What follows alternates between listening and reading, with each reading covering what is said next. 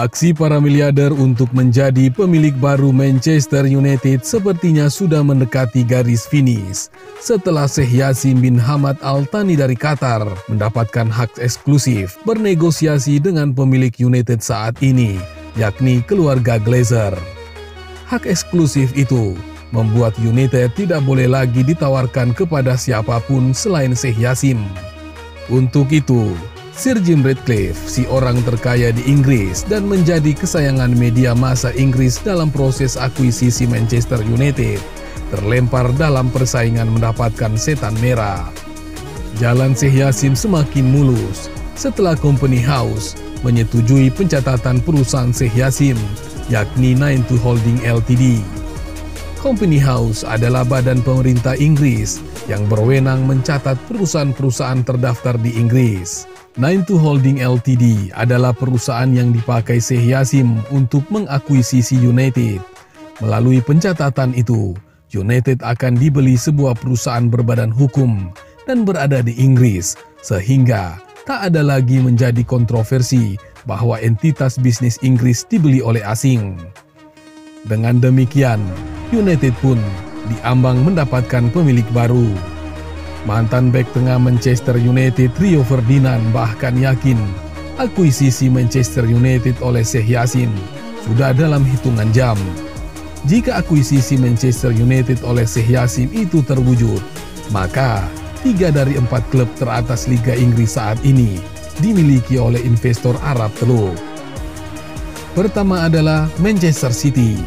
Sekitar 81% saham klub ini dimiliki Sheikh Mansur bin Zayed Al Nahyan melalui Abu Dhabi United Group dari Uni Emirat Arab sejak Agustus 2008. Kedua adalah Newcastle United. Sejak Oktober 2021, 80% saham klub ini dimiliki pemerintah Arab Saudi lewat Public Investment Fund. Ketiga, Manchester United. Hanya jika Sheikh Yassim berhasil menjadi pemenang dalam kontes perburuan saham setan merah. Namun, jika ini terjadi, maka akan ada 3 klub Liga Premier Inggris yang dimiliki 3 negara Arab teluk, yakni Uni Emirat Arab untuk Manchester City, Arab Saudi dalam Newcastle United, dan Qatar untuk Manchester United. Arab Saudi, Uni Emirat Arab, dan Qatar adalah 3 negara Arab yang bersahabat satu sama lain dan sama-sama anggota Dewan Kerjasama Teluk atau GCC. Namun, mereka juga acap kali saling bersaing dalam hampir segala sektor, dari ekonomi, politik, sains, hingga olahraga.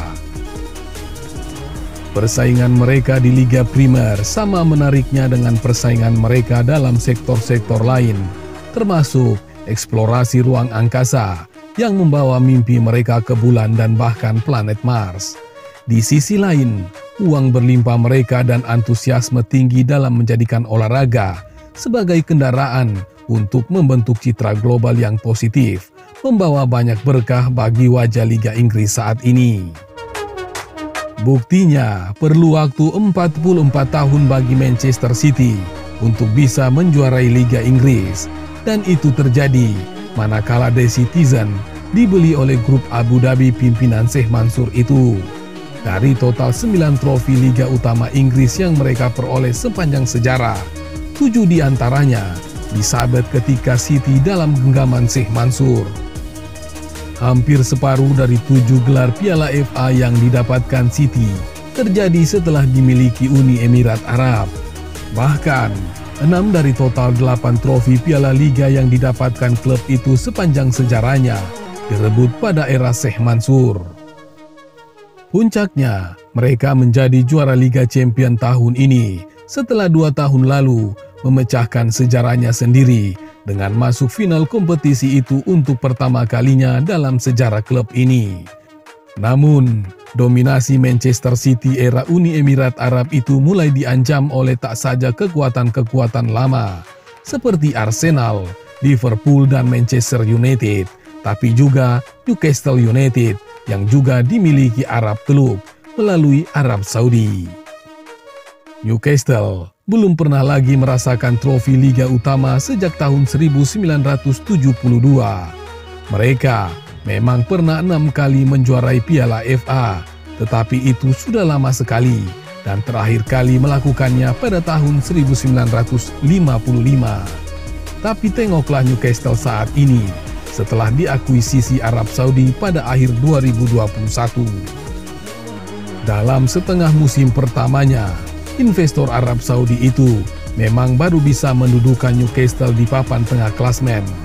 Bahkan itu pun sudah luar biasa, karena sebelum diakuisisi Saudi, mereka tersudut di zona degradasi.